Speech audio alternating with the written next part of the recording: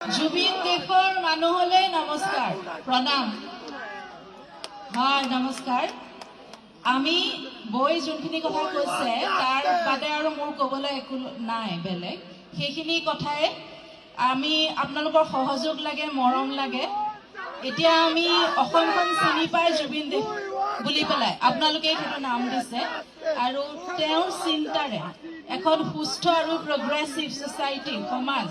অসমখনক আমি যাতে তেনেকে দেখুৱাব পাৰো পৃথিৱীৰ সকলোকে যাতে আমি এটা এক্সাম্পল সেট কৰিব পাৰো